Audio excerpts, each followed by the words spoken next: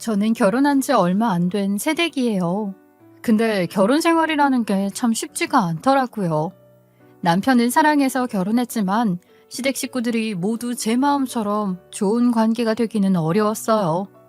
덕분에 이혼할 뻔했던 사연을 전해드릴까 해요. 저희 시댁은 상당히 잘 사는 집안이었어요. 그래서 남편도 교육을 잘 받고 대기업에 다니고 있었어요. 그런데 잘 사는 집이라고 해서 모두가 인성마저 바른 건 아니었나 봐요. 결혼했을 때부터 시어머니는 참 이기적인 사람이었어요. 무조건 본인이 원하는 대로 따르기를 바라는 사람이었죠. 결혼 전에는 안 그랬는데 결혼하고 나니 본색을 드러내 저에게 스트레스를 주더라고요. 예, 내가 주말 모임에 맞춰서 와서 저녁하라고 했잖아. 지금 점심이 지났는데 왜 아직까지도 안 와? 저녁하려면 빨리빨리 와서 장 보고 재료 손질 해둬야지. 너 은근히 답답한 구석이 있다? 어머님, 제가 오늘 병원 예약이 있어서 못 갈 것 같다고 말씀드렸는데 잊으셨어요? 저 벌써 병원으로 출발한 지 한참인데요. 뭐? 아니, 너는 네 사정만 사정이니? 그냥 병원 예약 취소하고 오면 되잖아. 시어머니가 오라고 하면 와야지. 무슨 말이 이렇게 많어? 당장 집으로 돌아와. 시어머니는 이렇게 툭 하면 막무가내로 제 일정을 바꿔 본인 일정에 끼워 맞추고는 했어요. 계획적인 성격의 저로서는 상당히 힘든 요구였어요. 시어머니가 이야기하는 모임이라는 것은 시어머니가 모임장으로 있는 부녀회를 말하는 것이었어요. 주말마다 각자의 집을 돌아가며 모이고 있었는데 시어머니 말로는 영향력을 가진 엄마들만이 가입할 수 있는 곳이라는 것이었어요. 우리 부녀회는 이 동네에서도 잘 사는 집 엄마들만 가입할 수 있는 곳이야. 아들들이 다들 변호사, 의사, 교사 아니면 대기업 직원쯤 되거든. 그래야 가입을 할 수가 있어. 너도 나중에 우리 부녀회에 들어올 수 있는 사람이 되려면 지금부터 내 말 잘 들으면서 노력해야 돼. 이렇게 시어머니는 직업과 명예가 중요하다면서 무조건 자기 말만 들으라고 강요를 했죠. 그러면서 자기가 필요할 때면 저를 불러 자기 스케줄에 맞추기를 강요하니 스트레스를 받을 수밖에 없었어요. 하지만 저는 제 약속마저 취소하고 시어머니의 일정에 맞추고는 했어요. 뭐하러 시어머니에게 맞추냐 싶겠지만 여기에는 저도 나름의 저만의 사정이 있었어요. 저희 부모님은 지방에서 농산물 취급 상점을 하고 계세요. 곡물이나 고춧가루 같은 것들을 판매하시는데 요즘은 온라인이 잘 발달해서 택배 판매도 많이 하고 계세요. 그런데 저희 시어머니가 상견례 이후에 시어머니 주변 사람들에게 소개를 많이 해줘서 저희 부모님이 도움을 정말 많이 받았거든요. 매출도 굉장히 많이 올랐다고 말씀을 하셨어요. 아유, 사돈, 이렇게 신경 써주셔서 감사합니다. 사돈 덕에 이번 달 매출이 저번 달에 비해 2배 가까이 올랐어요. 아유, 이거 제가 감사해서 고급 고추장이랑 된장 좀 보냈어요. 덕분에 많이 덕 봤습니다. 아유, 뭘 그런 걸 가지고. 이제 한 식구인데 서로 도와가며 살아야죠. 도움이 되었다니 다행이네요. 다음에 서울 올라오시면 다 같이 식사 한번 해요. 이렇게 결혼 전까지는 시어머니도 저희 친정 부모님과 잘 지내셨어요. 그래서 저희 부모님도 저에게 매번 시부모님께 잘하라고 이야기를 하셨죠. 우리가 사돈댁 덕분에 도움을 많이 받았잖니. 그러니까 가까이 있는 네가 시부모님한테 잘해드려. 알겠지? 참 좋은 분이다. 그런데 결혼한 후부터 시어머니는 이런 상황을 이용해서 제가 본인 마음에 안 들게 굴거나 하면 자꾸 우리 친정을 거들먹거리는 것이었어요. 너너 이런 식으로 하면 내가 너희 친정에 소개해준 사람들 다 끊어버릴 거야. 너희 친정 부모님이 내 덕에 먹고 살고 있는 거 알지? 그럼 네가 알아서 눈치 있게 굴어야지. 안 그래? 사돈도 참 그렇다. 내 덕에 호의호식하고 있는 거면 딸한테 잘하라고 알아서 타일러야지. 너 자꾸 이러면 내가 사돈한테 당장 전화해서 따질 수도 있어. 시어머니는 이렇게 엄마 흉을 보면서 당장 전화해서 따지겠다고 하기도 하고 본인이 소개시켜준 손님들을 다 끊어버리겠다고 하기도 했어요. 이러니 제가 스트레스를 안 받을 수가 없었죠. 그리고 저희 친정이 시어머니 덕을 본 건 사실이지만 친정엄마도 만약 시어머니가 연락을 해서 예의 없는 소리를 하면 참을 뿐이 아니었어요. 고맙기는 해도 시어머니에게 이런 소리를 들으면 기분이 나쁘실 수 있죠. 그래서 친정엄마가 기분이 상하거나 시어머니가 친정의 거래처를 끊어버리는 일이 발생하지 않게 제가 시어머니 눈치를 보면서 시어머니 비위를 좀 과하게 맞추게 된 것이었어요. 하지만 시어머니가 오라는 대로 오고 가라는 대로 가다 보니 어느덧 1년이 흘렀지 뭐예요. 매번 친정에 내려가려고 할 때마다 시어머니가 본인 심부름을 시키려고 저를 부르는 바람에 다음번에 가야지 하고 미룬 지가 1년이 된 것이었어요. 친정에 못 간 지가 1년이라니 깨닫고 나니 어이가 없었어요. 아니, 가만 생각해보니까 좀 어이가 없네. 나 친정에 못 간 지 1년이나 된 거 알아? 이건 좀 말도 안 되는 것 같아. 여보, 그러니까 편하게 다녀와. 우리 엄마 눈치 너무 보지 말고 친정에도 다녀오고 하라니까. 엄마가 좀 뭐라고 하면 어때? 그냥 그러려니 하고 말아. 아니, 내가 친정 간다는 말만 하면 기다렸다는 듯이 할 일 있으니까 가지 말라고 하시잖아. 게다가 우리 친정 거래처 끊겠다고 자꾸 그러시는데 내가 어떻게 친정에 가? 아, 설마 진짜로 그러시겠어? 그리고 혹시나 그러면 내가 말릴게. 그러니까 당신은 걱정하지 말고 친정 다녀와. 당신은 시어머니를 잘 모르는구나. 엄마일 때랑 시어머니일 때랑 달라서 그런가? 진짜로 그러실 분이야. 쉬운 일이 아니라니까. 하지만 어쨌든 이렇게 시어머니 눈치만 보면서 살 수는 없다고 생각했어요. 그리고 더럽고 치사해서 그깟 시어머니 도움 안 받아도 그만이라고 생각한 것도 있고요. 솔직히 시어머니 소개로 매출이 올랐긴 했지만 우리 부모님이 농사짓는 농작물 상태가 좋으니까 계속 사는 거 아니겠어요? 이런 걸로 갑질을 하는 시어머니가 어이가 없었어요. 그러던 차에 친정에서 연락이 왔어요. 아버지가 건강검진 결과가 좋지 않아서 정밀검사를 받으러 가신다는 것이었죠. 그런 이야기를 들으니 덜컥 겁이 나더라고요. 제가 친정에 가지 않은 동안 부모님께 무심해졌나 싶기도 했고요. 그래서 이번에는 꼭 친정에 가서 아버지 검진 결과도 보고 겸사겸사 부모님 얼굴도 좀 볼 생각이었어요. 그래서 주말에 내려가려고 준비 중인데 또 시어머니한테 연락이 온 것이었어요. 예, 너 주말에 와서 일 좀 거들어라. 이번 주가 부녀회 모임 있는 날이야. 조만간 대규모 모임 한번 하기로 해서 주말에 회의하면서 내놓을 요리도 해볼 생각이다. 김장김치 몇 포기 좀 만들려는데 네가 와서 좀 거들어. 어머니, 제가 이번 주는 친정에 꼭 좀 내려가 볼 예정이에요. 저희 아버지가 건강검진을 하셨는데 결과가 안 좋다고 하셔서요. 이번에는 어머니가 뭐라고 하시든 꼭 친정에 갈 거니까 주말 모임은 어머니가 알아서 준비하세요. 야, 건강검진 그거 바로 심각한 거라고 하는 거 아니면 다 괜찮아. 검사 결과 볼 필요도 없어. 너 김치 좀 만들라고 하니까 귀찮아서 그러는 거지? 몇 포기밖에 안 할 거라니까. 친정은 다음에 가고 와서 거들어. 어머니, 매번 그렇게 말씀하셔서 친정 가려던 거 취소했잖아요. 그런데 친정에 안 간 지가 1년이 되었더라고요.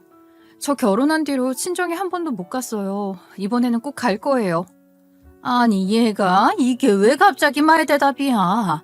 나 때는 말이야. 친정에는 3년에 한 번 가면 많이 간 거였어. 안 그래도 너희 친정 마음에 안 들었는데 너까지 이러기냐? 내가 사돈댁에 전화 한 번 걸어? 누구 덕에 네 부모님이 돈 버는데 이렇게 건방지게 굴어? 아니요, 어머니. 그러지 마세요. 매번 그렇게 말씀을 하시는데 그거 협박하시는 거예요? 저도 이제는 못 참겠어요. 친정에 1년 만에 가는 게 못할 일이에요? 저는 뭐라고 하시든 이번 주 주말에는 꼭 친정 내려갈 거니까 못 가는 걸로 아세요. 제가 좋은 말로 해도 시어머니가 계속 이러니 저도 화가 나서 할 말 하고 끊어버렸어요. 갑자기 너무 화가 나는 것이었어요. 정말 너무하는구나 싶었죠. 그래서 그 뒤로 시어머니가 연락을 해도 받지 않고 주말에 친정으로 내려갔어요. 오랜만에 부모님을 뵈니 정말 반가웠어요.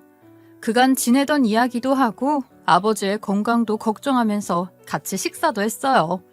그리고 친정엄마는 저를 보며 걱정스럽게 말씀을 하셨어요. 지영아, 시어머니가 너 많이 괴롭히지? 아유, 그때 보니까 그 양반 성격이 장난 아니더라. 너 자꾸 구박하고 시집살이 시켜서 이제서야 친정 내려온 거 아니야? 엄마는 걱정이 돼. 너희 시어머니가 우리 도와줘서 농작물을 많이 판매한 건 사실인데 그렇다고 네가 참고만 살지 않아도 돼. 친정엄마가 이렇게 걱정을 하니 솔직히 시어머니의 만행을 전부 말해버리고 싶은 마음이 불쑥 들었어요. 하지만 엄마가 너무 속상해하실까봐 한번 꾹 참고 말했어요. 아유, 아니야 엄마. 처음에는 좀 그랬는데 그래도 이제 좀 지낼만 해. 그래서 이제야 엄마 아빠 보러 내려온 거잖아. 나 잘 지내고 있어요. 그래? 아유, 그러면 다행이고.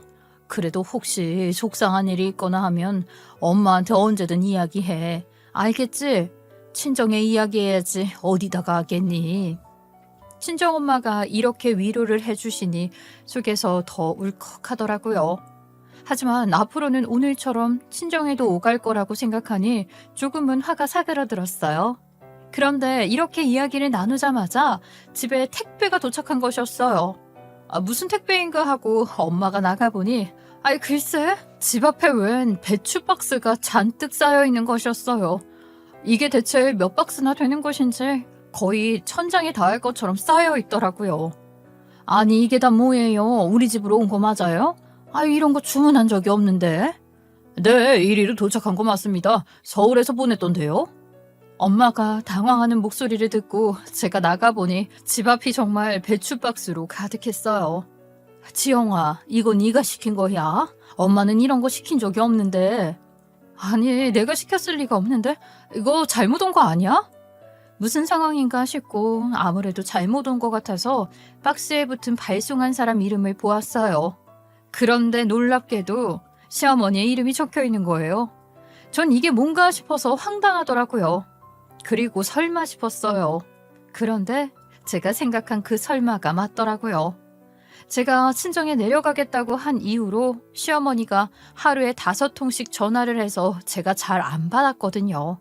그랬더니 시어머니가 문자를 보내왔더라고요. 예, 내가 집에 와서 김장하라고 말했지? 김장날 너를 친정에 왜 보내겠니? 기어코 내려간 김에 네 엄마랑 오붓하게 김장해 오거라. 저는 그 문자를 보고 너무나 화가 나고 정말로 어이가 없었어요. 아무리 그래도 그렇지 이런 짓까지 하다니요.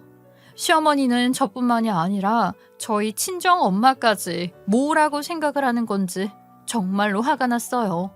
그래서 혼자 씩씩거리고 있으니 친정엄마가 무슨 일이냐고 묻는 것이었어요. 저는 더 이상 참지 않고 친정엄마에게 말을 했어요. 지영아, 왜 그래? 무슨 일 있어? 이거 누가 보낸 건지 알아? 근데 무슨 일이길래 이렇게 화가 났어? 엄마, 이거 시어머니가 보내왔어요. 정말 어이가 없어서. 사실 시어머니가 그동안 주말마다 저를 불러서 온갖 집안일이랑 심부름시키고 내가 안 한다고 하면 엄마한테 전화해서 따지겠다고 했거든요. 게다가 자기 말 안 들으면 친정에 소개시켜준 사람들한테 이제 농산물 구입하지 말라고 해서 친정 밥벌이 끊겠다고 반협박을 했어요. 내가 그래서 친정에도 1년 만에 내려온 거예요. 나 정말 너무 화가 나고 억울해. 뭐? 사돈이 그런 말을 했다고? 그 여자 그냥 두면 안 되겠다. 그런데 이 배추는 왜 보낸 거래? 뭐 하려고? 시어머니가 이번 주에 집에서 김장김치 좀 만들어야 되니까 오라고 했거든요. 제가 친정 내려갈 약속 있다고 1년 만에 거절하고 왔더니 글쎄 이렇게 이 배추를 보냈잖아요. 그리고 문자로 저한테 엄마랑 같이 오붓하게 김장해서 올라오라고 하잖아요. 진짜 너무 분해요.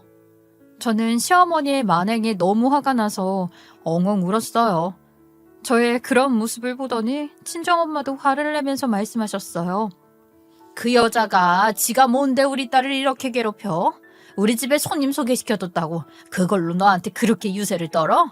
손님 좀 받았다고 우리 딸이 힘들 거면 그깟 손님 안 받고 말지. 내가 아주 본때를 보여줘야지 안 되겠다. 고생 많았어. 이제 엄마가 확실히 해줄게.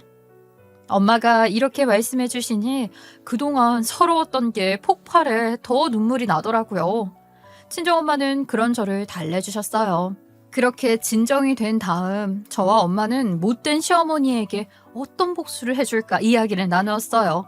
그러다가 확실하게 복수할 방법이 떠올랐어요. 엄마, 이렇게 된 거 내가 제대로 복수할 방법이 있어요. 시어머니도 내가 이렇게 할 수 있다는 걸 몰랐을걸? 확실하게 복수해야겠다. 그래? 어떻게 하면 되는데? 저와 친정엄마는 시어머니에게 복수를 하기 위한 준비를 시작했어요.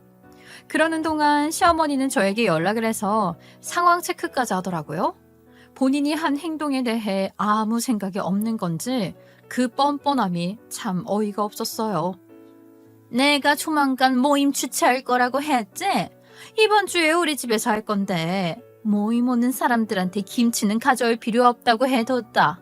네가 해서 보낸다고 해뒀어. 그러니까 너랑 사돈이 빈틈없이 김장해서 날짜 잘 맞춰 보내. 네, 어머니, 그럴게요. 걱정 마세요. 김치 아주 맛있게 담그고 있어요. 저는 일부러 시어머니의 비위를 맞추며 알겠다고 말을 했어요. 그래야 시어머니도 안심을 하고 방심하죠.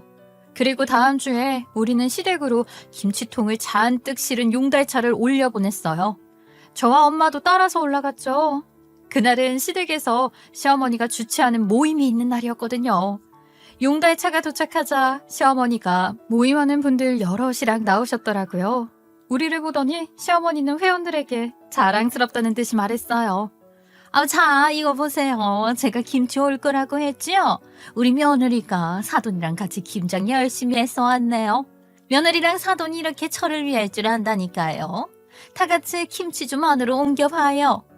시어머니는 친정엄마와 제가 김치를 해서 올라온 게 본인의 공로라도 되는 양 아주 의기양양했어요. 솔직히 그런 모습이 많이 꼴배기 싫더라고요. 저희 친정엄마도 차에서 내려서 시어머니에게 인사를 했어요. 사돈, 그간 잘 지내셨어요? 김장해 오라고 하시길래 김치통 가지고 올라왔어요. 오늘 모임하신다면서요? 제가 특별히 신경 써서 김치 맛있게 잘했으니 어떤지 한번 먹어봐 주세요. 그래요. 그래도 김장 잘 해오셨네요. 하긴 이 정도는 해야 사돈도 우리 모임에 낄 수 있을 것 같네요. 원래 장사하는 사람은 안 끼워주거든요. 아, 네, 그래요. 모임에 들어갈 자격이 된다니 다행이네요. 시어머니는 어이가 없는 소리를 하면서 모임 사람들과 함께 김치통을 들고 들어가더라고요. 친정엄마한테 그런 소리를 한다는 게 어이가 없었어요. 하지만 시어머니가 그렇게 득이양양 할 시간도 얼마 남지 않았어요. 아이고, 잘 됐네. 김장김치가 이렇게 많으니 다들 몇 포기씩 나눠 가지고 가면 되겠어요. 양이 아주 많네. 아유, 이거 고마워서 어떡해. 우리가 하려고 했는데 모임장님 댁 며느리가 이렇게 다 해다 줄 줄은 몰랐지. 아유, 정말 고마워요. 별 말씀을요. 마음에 드실지 모르겠네요. 다들 한번 보세요. 제 말에 회원분들이 다들 즐겁게 김치통을 열었어요. 하지만 그 안에 김치는 하나도 없었고 김장 비닐에 쌓인 돌덩이가 있었어요. 그리고 김장 비닐 안에 들어있는 것은 김치가 아니라 서류 뭉치들이 각각 김치통에 똑같이 들어있었죠. 그것들을 본 회원들은 다들 눈이 동그래졌어요. 아니, 이게 뭐야? 김치는 어딨어? 김치가 아닌데 돌덩이랑 웬 서류들이야? 그러게. 이게 다 뭐야? 웬 서류들인데? 수십 개가 넘는 김치통마다 모두 서류 뭉치들이 들어있었고 모두들 김치통 안에 든 서류들을 꺼내 읽기 시작했어요. 당연히 시어머니도 눈이 동그래져서 김치통을 보다가 저와 친정엄마를 향해 말했어요. 아니, 이게 어떻게 된 일이야? 사돈, 김치는 어디 있어요? 제가 김치 해오라고 했더니 이게 다 뭐예요? 김치가 하기 싫었으면 하기 싫었다고 말을 하면 되지. 사람 민망하게 왜 이런 짓을 해요? 다 이유가 있죠. 저도 우리 딸한테 들은 게 있거든요. 그간 저한테 손님 소개시켜줬다는 이유로 아주 이기양양하셨다면서요. 우리 딸 그렇게 막대해도 되는 사람 아니에요. 그거 확실히 하려고 온 거고요. 친정엄마는 시어머니의 짜증에도 아랑곳하지 않고 할 말 다 하셨어요. 그간 참고 당해온 저로서는 너무너무 속이 시원하더라고요. 그리고 서류들을 다 읽은 회원들은 난리가 났죠. 어머, 어머, 이거 봐. 이게 사실이야? 모임장님, 이게 다 사실이에요? 아, 진짜 이런 짓을 하셨어요? 세상에, 말도 안 돼. 모임장님, 그동안 우리를 이렇게 속여온 게 맞아요? 아유, 어쩜 이럴 수가 있어요? 모두들 서류에 적힌 내용을 읽고 놀라서 난리였어요. 그러면서 시어머니에게 한마디씩 따지기 시작했어요. 시어머니는 이게 무슨 일인가 싶어 본인도 그 서류들을 읽어보더라고요. 그 서류들에는 시어머니가 했던 만행들이 다양하게 적혀 있었거든요. 그것들은 모두 제가 1년간 모아온 증거 자료들이었어요. 그간 제가 무작정 당하기만 한 것은 아니었거든요. 혹시나 나중에 쓰일 수 있을 때를 대비해서 증거를 꼬박꼬박 모아오고 있었어요. 김치통에 담겨있던 첫 번째 증거는 시어머니가 그 모임의 회비를 뒤에서 마음대로 사용하고 있었던 내용이었어요. 시어머니는 무슨 모임들을 참 좋아했는데 주식 투자 모임에도 들어가 있었거든요. 그런데 본인 손에 있는 현금 금액이 만족스럽지 못하자 부녀의 모임의 회비를 마음대로 주식에 투자한 것이었어요. 그리고 그 돈을 아직도 돌려놓지 않고 있었어요. 저는 이 내용을 시댁에서 집안일을 할 때 들었거든요. 제가 부엌에서 부엌 일을 하고 있으니까 안 들리는 줄 알고 시어머니가 거실에서 통화를 하더라고요. 아유, 이번에 꼭 들어가야 한다면서. 그 주식이 그렇게 대박이 날 거라면서. 남들이 안 살 때 사야 대박 나는 거라며. 돈이 부족하지 않냐고? 내가 지금 7천쯤 부족하긴 한데 잠깐 빼서 쓸 수 있는 자금이 있거든. 그냥 한 1억쯤 빼서 쓰려고. 대출은 아니고 내가 하는 부녀의 모임 있잖아. 거기 회비에서 잠깐 빌려 쓰고 다시 넣어두면 돼. 어차피 그 주식 쭉 오르면 1억이 문제가 아닐걸. 갚는 거야 금방이지.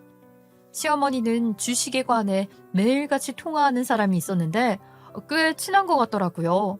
그래서 마음 놓고 할 말 못할 말 다 하길래 저는 통화를 할 때 몰래 녹음을 다 해두었죠. 그 내용을 적어놨더니 부녀의 모임 회원들이 난리가 난 것이었어요. 엄마, 아유 세상에, 대현이 엄마 이거 정말이에요? 모임장이 모임 회비에 함부로 손대고 그러면 안 되지.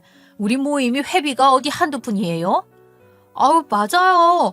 모임장님이 많이 모아야 제대로 쓸 수 있다고 해서 한 달에 50만 원씩이나 냈던 거잖아요. 우리가 20명이 넘으니까 매달 1,000만 원씩은 모였을 텐데 그걸 벌써 2년 넘게 했으니까 2억이 넘을 텐데 그 돈을 본인 마음대로 썼다고? 그걸 말도 안 하고 주식에 투자해요? 이거 완전히 사기꾼이네. 횡령이야 횡령. 그 돈 다 어디다 놨어요? 이 여자가 완전 배짱이 두둑하시네. 그 정도 금액을 횡령하면 옥살이도 할 수 있어요? 아니 그 돈은 다시 돌려놓을 거야. 내가 언제 꿀꺽한다고 했나? 아직 돌려놓을 만큼 못 벌어서 그렇지.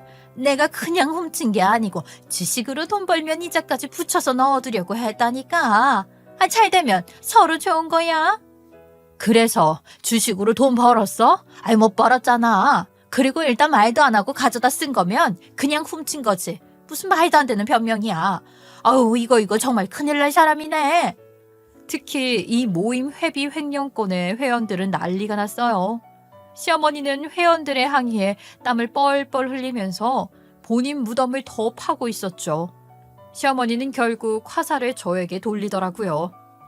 야, 너 어떻게 시애미한테 이런 짓을 해? 네가 뒤에서 이걸 다 꼰질러? 내가 며느리라고 쉽게 봐주니까 이러는 거지. 아유, 너 때문에 이게 뭐야. 아주 반항을 못하게 더 확실하게 했어야 했는데.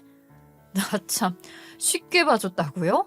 그런 적이 있기나 해요? 말도 안 되게 저를 못 살게 해놓고 그런 말이 나오시냐고요. 그리고 아직 좀 기다려보세요. 이걸로 끝이 아니거든요. 한참 남았으니까 각오하시라고요. 제 말대로 시어머니의 만행은 그뿐만이 아니었어요.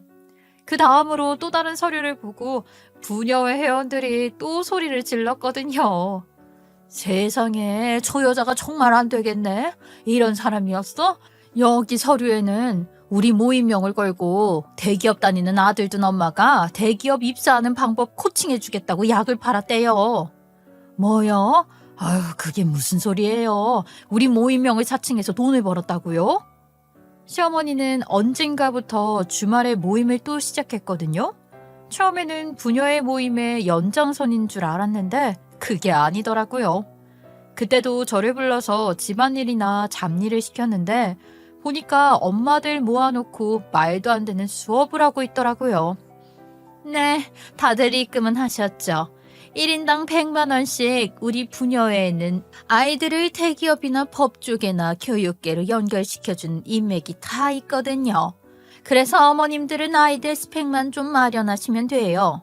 요즘 취직이 얼마나 어려워요? 남들보다 먼저 나아가려면 정보를 알아야지. 그래도 제가 올린 카페 글 보고 이렇게 다들 모이신 거면 벌써 남들보다 100보는 나아간 거예요. 쭉 들어보니 시어머니가 인터넷 카페에 글을 올려서 모집한 엄마들인 것 같았어요. 자식들을 대학에 보내놓고 취직 정보를 알아보고 싶어 하는 것 같더라고요. 그런 엄마들 대상으로 시어머니가 부녀회 모임의 인맥이 쟁쟁하고 본인이 그런 정보를 알려주겠다며 약을 팔고 있는 거죠. 참 기가 찼어요. 제가 아무 생각 없이 부엌 일을 하고 있는 줄 알았겠지만 저는 그 현장도 녹음하고 시어머니가 말한 카페글도 찾아가서 캡처도 다 해두었거든요. 시어머니가 부녀회 모임을 사칭해서 돈 벌고 있다는 건 사실이에요. 이게 전부 제가 모은 증거들인데 부녀회 모임에 알리지 않고 모임명을 걸고 무슨 대기업 입사 코칭을 하시더라고요. 엄마들한테 한 명당 100만 원씩 받고요.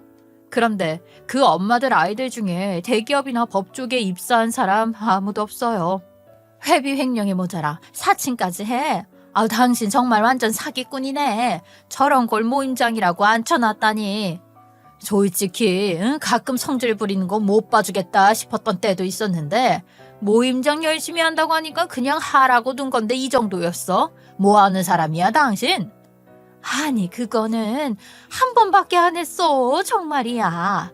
그리고 대기업 다니는 아들 엄마니까 그 정도는 할 수 있지 않아? 모임명만 빌린 것뿐이라고. 모임명을 함부로 빌리는 걸 사칭이라고 하는 거예요 어머님. 그리고 한 번이 아니잖아요. 참 뻔뻔하게 거짓말도 잘하시네요. 제가 본 것만 해도 10번이 넘는데요. 제가 이 서류들에 다 적어놨어요. 아, 입에 침이라도 바르고 거짓말하세요. 이제는 다들 벌떡 일어나서 시어머니의 머리채라도 잡을 기세였어요. 하지만 아직 다 끝나지 않았죠. 나머지 서류들을 보던 중에 회원 한 분이 소리를 꽥 하고 질렀어요. 아이고 이게 뭐야? 여기에 우리 윤지 이름이 왜 나와? 우리 윤지한테 뭐라고 했어요? 이게 뭐예요? 설명 좀 해봐요. 안 그래도 그것 때문에 저도 얼마나 화가 났는지 몰라요. 사돈이 우리 딸한테 얼마나 짐승 같은 소리를 했는데요.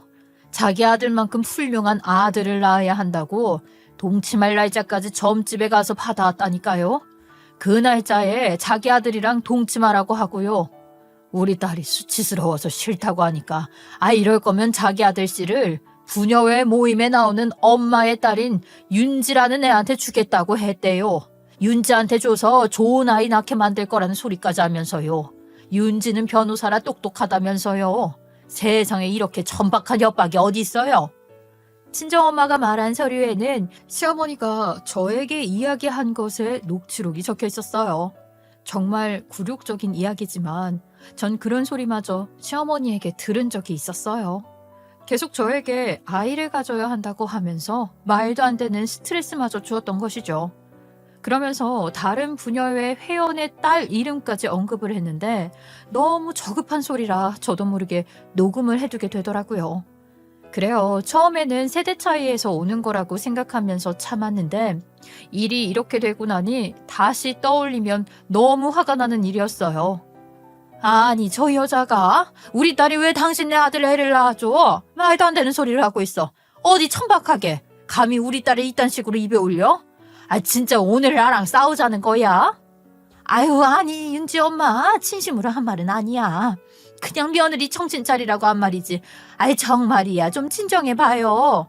시어머니가 다급하게 말을 했지만 당사자인 윤지의 엄마는 버럭 화를 내면서 일어나 시어머니의 머리채를 잡았지요. 감히 니년이 우리 딸한테 이런 수치스러운 소리를 해? 너도 한번 당해봐라 이년아. 아유, 이거나 내가 윤지 엄마 들으라고 한 소리는 아니라니까. 화내려면 저 며느리한테 화내. 내가 아니라. 네가 문제지 왜 네 며느리한테 화살을 돌려. 네가 감히 우리 딸을 어떻게 생각했기에 이딴 소리를 함부로 해. 내가 진짜 가만 안 둘 거야. 둘이 소리 지르며 싸우는데 아주 볼만하더라고요. 이 상황은 회원 중 한 명이 고소를 하겠다며 경찰까지 부르면서 일단락이 되었어요. 회원들은 회비 횡령으로 당장에 고소하겠다면서 다들 화를 내며 경찰서로 가버렸죠. 그리고 나자 시어머니는 저와 엄마를 잡아먹을 것처럼 노려보며 아주 난리를 쳤어요. 너희가 다 멍쳤어. 내가 김장해 오라고 했지. 언제 이딴 짓 하라고 했어? 이게 다 뭐야? 왜 이렇게 못된 짓을 해? 이래서 너희가 얻는 게 뭔데? 얻는 거요? 우리 딸 명예죠. 당신 같은 사람한테 무시당하고 이용당하던 우리 딸이 마음 후련해지게 복수한 거예요. 처음부터 이런 사람인 줄 알았으면 당신 같은 사람이 있는 집안에 결혼 못 가게 할 걸 그랬지. 하긴 이제 그렇게 거들먹거리던 그쪽도 끝장났네요. 이제 본인이 한 못된 짓 다 책임지게 생겼네. 며느라, 너마저 이러기냐? 네가 감히 그동안 나를 배신하려고 증거를 모아? 너 같은 건 속박을 맞아야 정신을 차리지? 소박이요? 진짜 웃기고 있어. 그딴 거 맞기 전에 제가 시어머니 팽할 거예요. 제가 그동안 잘 지내보려고 참으니까 아주 쉬워 보이셨나 봐요. 사람이 잘해줄 때 고마운 줄 알아야죠. 제 쪽에서 시어머니한테 연락 끊을 거예요. 앞으로 그렇게 자랑하는 아들도 보기 힘들걸요? 아, 그리고 손주가 생겨도 얼굴도 구경 못할 테니까 그렇게 하세요. 너 내가 말했지? 이제 너희 친정 농산물 사줄 사람 다 끊어버린다고. 이런 짓 하면 나도 그렇게밖에 할 수 없어. 알아? 아이 참, 그거에 관해서요. 그것 가지고 우리 애를 그렇게 해코지했다면서요. 그런데 저희는 사돈이 소개시켜준 손님들 다 끊겨도 괜찮아요. 그 손님들 없이도 장사 꾸준히 잘 되던 건데 그걸 협박이라고 하셨어요. 우리 애가 착해서 마음하려 하느라 저한테 말 못한 것뿐이죠. 저는 상관없으니 끊으려면 끊어보세요. 어디 그럴 힘이나 있나 보자. 저와 친정엄마는 이렇게 단호하게 말하고 시댁을 나섰어요. 얼마나 후련했는지 몰라요. 그리고 저는 그날 엄마와 이후에 어떻게 할 것인지 이야기를 나누었어요. 엄마, 이렇게까지 된 거 나는 이제 시어머니랑 연락 끊고 살고 싶어. 그런데 남편이랑 어떻게 해야 할지를 모르겠어. 솔직히 친정에 있으면서 절임 배추 택배 받았을 때 정말 못 참겠다 싶어서 이혼까지 생각이 들더라고요. 그런데 남편이랑 내 사이는 아무런 문제가 없잖아. 그래서 이혼 생각하니까 너무 마음이 아프더라고. 하지만 내가 시어머니랑 연을 끊어버리면 남편이 어떻게 생각할지 모르겠어요. 그건 너무 걱정하지 말고 김서방이랑 이야기를 해봐. 김서방도 너랑 사돈 사이의 일들을 알고 있다면서. 김서방도 네 입장을 이해해 줄 거야. 그리고 네 말대로 김서방이 너한테 잘하잖니. 시어머니 때문에 이혼하는 건 그건 또 방법이 아닌 것 같아. 그쵸. 알겠어요. 저도 이혼까지 하고 싶지는 않아서 남편이랑 이야기해 볼게요. 그래서 남편에게 이 모든 일을 말하고 제 생각을 이야기하게 되었죠.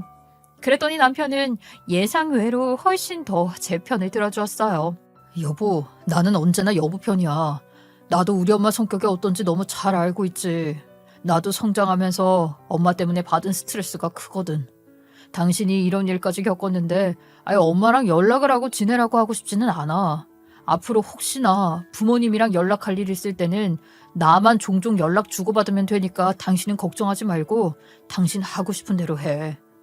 그렇게 말해줘서 고마워. 솔직히 내가 어머님 때문에 마음고생을 많이 했거든? 하지만 당신 같은 남편을 만나 얼마나 다행인지 몰라. 이해해줘서 고마워 여보. 다행히 남편도 이렇게 제 편을 들어주어서 이후 시어머니를 차단하고 연락을 일절 받지 않았어요. 시어머니가 제 일상에서 사라지고 나니까 얼마나 홀가분하고 좋았는지 몰라요. 그래서 우리 부부는 제가 시어머니와 연락을 끊은 이후로는 시댁에 가지 않았고요. 우리 친정과만 연락하며 지냈어요. 그리고 시어머니가 예전에 친정 가게에 농작물을 소개해준 아줌마들이 다 이 부녀회 회원 아줌마들이었는데 그 이후로도 주문은 끊기지 않았어요. 이분들이 구입해서 써보니까 우리 친정에서 농사지은 농작물들이 다 좋았던 거죠. 지영이 엄마, 저 부녀회 회원인 주원이 엄마예요. 저번에는 좀 못 볼 꼴 보여드렸네. 잘 지내셨어요? 그럼요. 잘 지냈죠. 아니에요. 저번에는 그럴 만한 일이었죠. 진짜 못된 여자였잖아요. 저도 정말 화가 나더라고요. 아유, 그럼 좀 그런가 몰라. 그런 여자인 줄은 꿈에도 모르고 모임장을 시켜놨었네. 참, 왜 전화 드렸냐면 추석 전에 잡곡이랑 들깨가루 구입 좀 하려고요. 추석 다 되어서 연락하면 떨어지가 없을까봐 미리 연락했어요. 그리고 내가 써보니까 지영이 엄마네 물건이 참 좋더라고. 그래서 친구들한테 또 소개를 좀 했어요. 잘 좀 부탁드려요. 아휴, 제가 감사하죠. 소개시켜주셔서 감사해요. 잡곡이랑 들깨가루랑 제가 서비스로 새로 생산한 고춧가루 넉넉히 좀 얹어서 보낼게요. 저야말로 잘 부탁드려요. 이렇게 그 사건 이후로도 부녀회 회원들이 소개를 시켜주면서 친정의 농산물들은 꾸준히 판매량이 좋았어요. 시어머니가 그렇게 부르짖던 소개를 끊어버린다는 말은 처음부터 통하지도 않았을 이야기였죠. 떠올려보면 코웃음이 나더라고요. 그러는 동안 남편은 종종 시아버지를 통해 들은 소식에 의하면 시어머니는 그 회원들에게 회비 횡령과 사칭으로 고소를 당했다고 했어요. 그리고 윤지 엄마에게도 딸에 대한 희롱으로 고소를 당했다고 했죠. 그래서 시어머니는 죗값을 치르느라 아주 힘든 시기를 지내고 있다고 했어요. 참 고소한 이야기였어요. 그렇게 못된 짓이라는 못된 짓은 다 하더니 결국 본인에게 모든 책임이 되돌아온 것이죠. 그러는 동안 저는 아이를 가지게 되었는데요. 시어머니로 인한 결혼 생활의 고생 끝에 찾아온 선물 같은 일이었죠. 임신한 기간 동안 친정을 오가며 친정엄마와 함께 태교를 하며 잘 지내고 있었어요. 그러던 어느 날 시어머니가 우리 친정까지 찾아온 것이었어요. 저희가 연락을 차단하고 받지도 않고 남편도 저희에게 시어머니의 말을 옮기지 않으니 만나려면 저희 친정까지 내려와야 했나 봐요. 이전 같으면 저희 친정에는 절대로 내려오지 않을 사람이라서 깜짝 놀랐어요. 아유, 너희 집에 가도 만나주질 않으니 여기까지 찾아올 수밖에 없었어. 며느리야, 내가 잘못했다. 내가 그동안 정말 잘못했어. 내가 지금 횡령한 돈 뱉어내느라 빚도 많이 지고 주식도 다 말아먹고 아주 말도 아니야. 내가 이 빚을 남편한테 넘기면 안 되니까 서류상 이혼까지 했다니까. 아들이 나를 좀 도와줘야 하는데 네가 허락을 해야 그럴 수가 있지. 그러니까 네가 나를 좀 용서해주면 안 되겠니? 남편한테 들은 이야기인데 시어머니가 빚을 많이 지고 파산 신청까지 해야 해서 그 연대 책임을 지지 않기 위해 시아버지랑 서류상 이혼까지 했다고 하더라고요. 사실상 시어머니는 덩그라니 혼자가 된 것이었죠. 아유, 누군가 했더니 거지된 사돈이네. 그간 권력 휘두르고 다닌 대가 치르느라 아주 힘이 드신가 봐요. 아주 볼만하네요. 사돈, 그러지 말고 제 사정 한 번만 봐줘요. 내가 그래도 사돈의 농작물 사지 말라는 소리는 안 하고 다녔다니까요. 그러니까 사돈도 나 좀 도와줘요. 아직도 그런 소리를 하세요? 그때 소개시켜준 분들은 사돈이랑 상관없이 우리 가게 물건 잘 구입해서 쓰고 있어요. 다들 오히려 사돈이 떨어져 나가서 잘 됐다고 한다니까요. 사돈이 구입하지 말라고 해도 구입할 분들인데 아직도 그런 소리를 하시네. 시어머니는 친정엄마한테 본인 이야기가 씨알도 먹히지 않으니 저한테 애원을 하더라고요. 예, 며느리야. 그래도 우리 잘 지냈잖아. 너밖에 없다. 우리 아들도 네가 용서해주지 않는 한 도와주지 않는데 네가 말해줘야 돼. 나 좀 도와주라. 저희가 잘 지냈다고요? 저는 그런 기억이 없는데요. 저는 시어머니랑 연락 끊고 나서 아주 즐겁게 잘 지내고 있거든요. 저는 제가 왜 시어머니를 용서해줘야 하는지 모르겠는데요. 그러지 말고 좀 용서해 주라.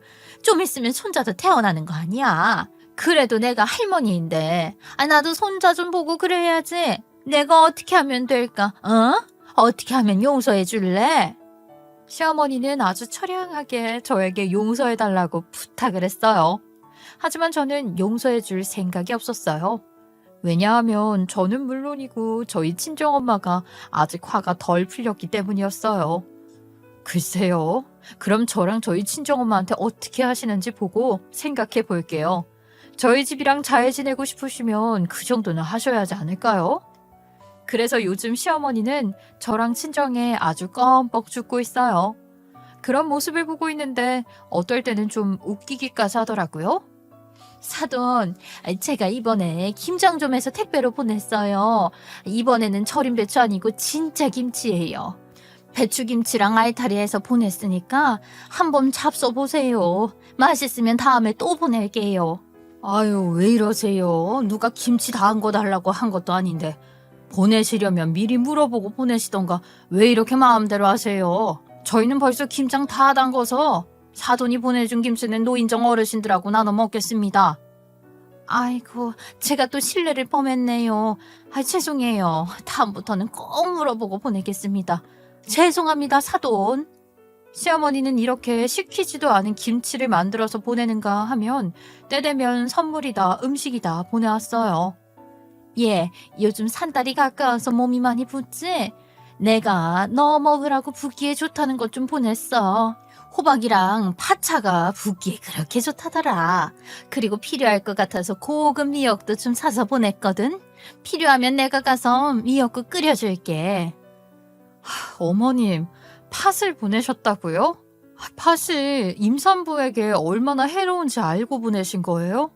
잘 알아보시지도 않고 또 마음대로 이러시면 어떡해요? 아니면 설마 일부러 보내시는 건 아니시죠? 여튼 어머님 뜻은 알겠는데요. 이러시는 거 저는 매우 부담스러워요. 그리고 제가 출산을 한 뒤에는 정말 저희 집까지 와서 미역국도 끓이고 제 시중까지 들어가면서 저한테 아주 쩔쩔 매더라고요. 이 이야기를 했더니 친정엄마도 오랜만에 깔깔 웃으시면서 말했어요. 아휴, 그래도 그 양반이 좀 정신이 들었나 보다. 하긴 서류상 이혼까지 하고 완전히 거지꼴 된 데에다 모임이다 뭐다 더 이상 기댈 곳도 없으니 정신이 번쩍 들었겠지.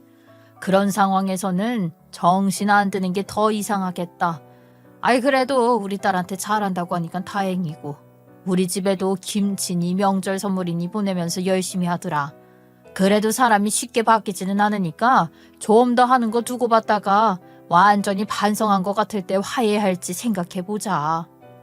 그래도 저는 시어머니를 아직까지 완전히 용서하지는 않았어요. 하지만 남편이 시어머니를 조금 도와주는 정도 봐주고 있는 중이에요. 며느라, 그래도 너 덕분에 내가 파산 신청하고 매달 돈 갚으면서 산다. 아들이 조금 도와주지 않았으면 연금 나오는 걸로는 다 못 갚았을 거야. 그리고 이렇게 예쁜 손자까지 낳아줘서 얼마나 고마운지 몰라. 앞으로 내가 잘할 테니까 나 좀 잘 봐주라. 시어머니도 어느 정도 반성은 한 것 같지만 어차피 제가 언제든 본인의 만행을 다 까발릴 능력이 있다는 것을 알게 된 이상 함부로는 못할 것 같아요. 그러니 앞으로는 정말로 잘하기만을 바라야겠죠. 솔직히 중간에 이혼할까 생각까지 했던 사건이었지만 이혼까지 하지 않아서 얼마나 다행인지 몰라요. 지금에 와서는 웃으며 이야기를 할 수 있지만 당시에는 정말 절벽까지 내몰린 기분이었거든요. 이러니 시어머니를 쉽게 용서하지 않아도 시어머니는 할 말이 없겠죠. 시어머니가 저를 만만하게 본 죄값 받는다고 생각해요. 그리고 시어머니랑 연락 안 하고 사는 지금이 정말로 행복합니다.